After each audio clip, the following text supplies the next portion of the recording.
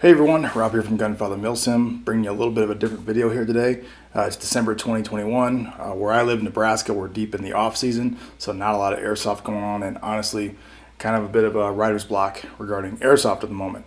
So I figured I would do a video about real steel, in particular my current favorite real steel rifle that I own, not one that is issued to me by my department, but that I own and that I really enjoy shooting. I'm a little bit of a firearms enthusiast. I don't do a lot of videos on it because honestly, there's just a ton of real steel firearms channels out there on YouTube, and they just do a better job than I can because they have like a production and budget and whatnot. But I figured I would talk about my current favorite rifle, which is this one, and talk about certain points on the rifle, things I like, and maybe other things I would recommend to anyone wanting to get into real steel. On that note, I really recommend anybody who's into airsoft, if you can afford it and you have the means to do so, buy yourself a rifle if you're of age, buy an AR-15 and learn how to shoot. I'm a big Pro 2A guy. I don't really talk about it much on the channel, but a huge supporter of your gun rights, and get out there and shoot and have a good time with it. So when I got into firearms, it was about 2001. It was when I joined the department, and up until then I'd never even fired a firearm in my life. I didn't purchase a rifle, I believe it was 2002 for the rifle program, and this was back when they didn't have the pistol braces and you could get a de facto SBR, a short barreled rifle, as long as it's classified as a pistol and has that brace. Back then you had to get a 14.5 or a 16-inch gun or longer. And everybody wanted a shorter and shorter gun because, CQB is cool, CQB is the shit. And I actually got an SBR, I got all this crap, and I wanted my rifle barrels to be shorter and shorter and shorter.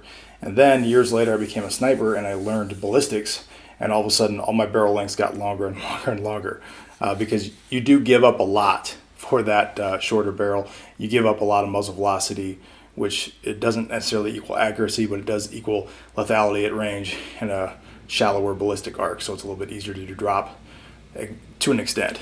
So, long story short, now all my rifles have a bit longer barrels. So let's talk about this rifle.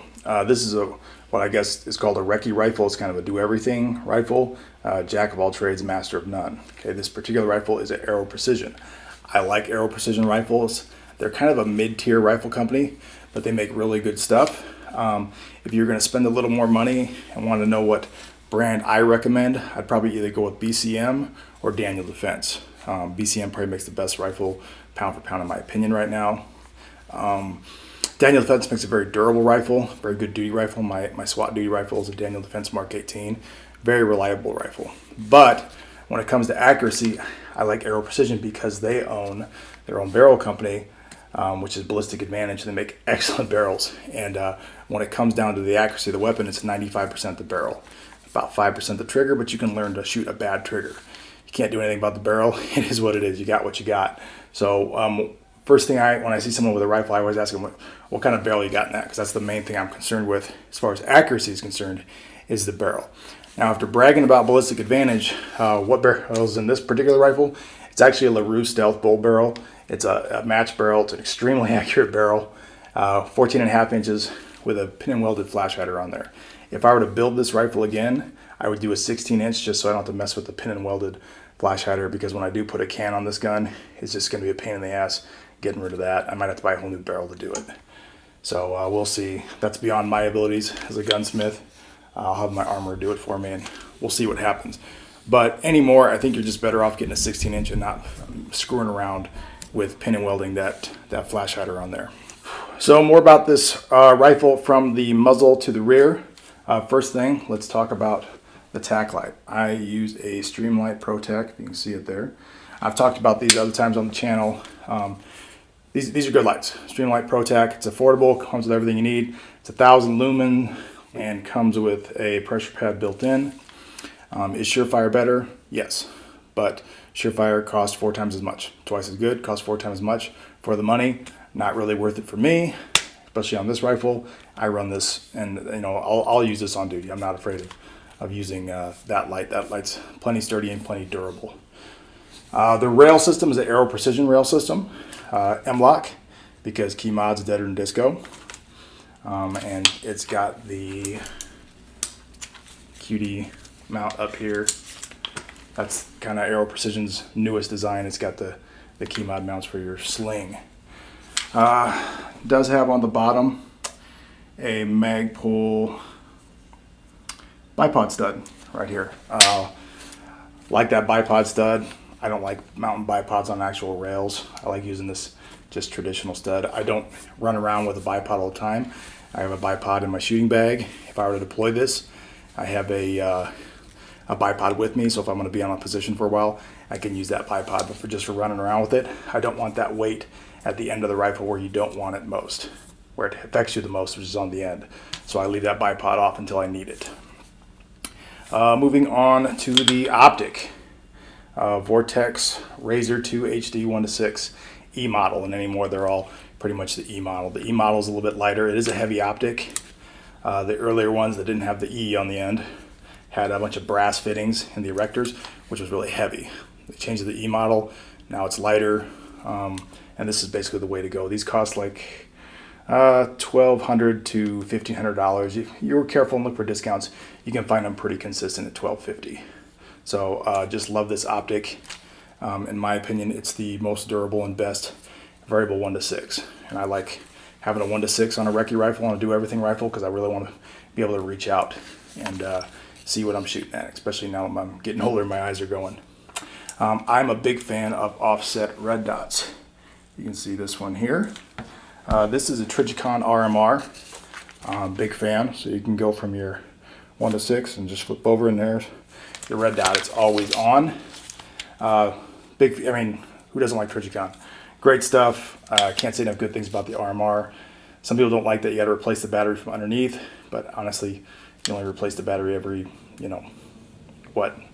5 years? Not that big a deal. The mount I have for that is a 30-degree offset mount from ADM. I like that mount, I really do, but rifles I've built since this one, I've kind of switched to the Airsoft mount because it's a little more flexible. You can flip it around different ways, and it'll either be a 30 or a 45. This mount from ADM, you got to buy one or the other. And a lot of times, depending on your optic, you're not going to know what fits best or what's going to look best on the rifle until you actually mount it and look down it. As far as my offset red dot is concerned, the Trijicon RMR is excellent. Trijicon's a great company. They have a really good warranty. It's rock solid. Recently, I've been testing around, playing around with the Holosun 407C. It's kind of a discount optic. Holosun, the whole company's kind of discount. And I hate to say it, but I actually prefer the Holosun to the Trijicon. And I hate hearing myself say that.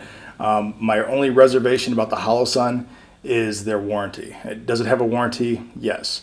But the warranty is like 4 pages long. Like there's the opening paragraph, hey, we got you covered. And then there's 4 pages of unless. Whereas the Trijicon warranty, like a lot of major companies like Vortex or Leopold or whatever, they say, we got you. 1 paragraph, that's all you get. With Holosun, Chinese company, and you get all this not covered, not covered, not covered. I don't have a lot of faith in the Holosun warranty. They look like they're looking for an excuse not to cover you. Having said that, they are a little bit more affordable than the Trijicon, but they're a lot more affordable. They're about half the price to 60% of the price, and the performance is excellent. And my Holosun's got a lot of features that this RMR doesn't, like solar panel and different options for brightness and whatnot. Where this is just all automatically put it on it and it works. So yes, I run the Trijicon RMR, but I would have no reservations about running the Holosun 407C on this same rifle. Trigger, which you can't see, Geissele SSAE. I've already stated you can learn to shoot a bad trigger. It's just nice to have a good trigger, and you can't go wrong with Geissele. Other than that, just standard Magpul furniture, nothing special. My 2-point sling I run on this is just a Magpul 2-point. I think it's the MS2. It's the one with the adjustable length. Rob, you build and sell 1-point slings. Why do you use a Magpul 2-point? Because this is a precision rifle. And sometimes when you're in different positions and you're trying to make an accurate shot, you want to use that sling to help accurize, tighten it up a little bit, and tighten everything up. So you use a 2-point sling on a more of a precision build rifle. Can you do that stuff with a 1-point? Yeah, there's ways you can do it, but honestly, you're just better off with a 2-point. Now, and if I have to do, let's say, some sort of CQB, you just do this here, which is, this is nothing special. I didn't invent that. That's pretty common knowledge. That's how you turn a 2-point into a 1-point in a hurry. So that is my Recce rifle. I don't know what else to say about it. It is a great rifle, shoots really well. It's a dream to shoot. This is my absolute favorite rifle. This is what I use on duty every once in a while, depending on what I'm doing operationally. If I'm doing some sort of Overwatch assignment, I will use this rifle because it just works that well. Assuming I'm not going to be using my sniper rifle or my bolt gun. So that's it for Rob's cool Recce rifle build. I might do more of these in the future. I got a pretty extensive collection, and there's other rifles that I wouldn't mind showing you guys if you're interested in seeing them. But that is my 2 cents on my favorite rifle. Just a quick second to talk about merchandise. If you like my content, if you want to support my channel, please like and subscribe, hit the bell. You know how YouTube works. Or better yet, support my channel by buying some merchandise. All my stuff is at unsavorytees.com. You go under the Unsavory Army section, find Gunfather Milsim. There's a link to my store. So patches like this one, got them in red, grayscale, and blue. Also sell 1-point bungee slings like this one here. Currently there's a special going on. If you buy a sling or a Gunfather Milsim t-shirt and you put in the code FREEPATCH at checkout, you'll get a free patch. So go check out Unsavory Tees, and thanks for watching.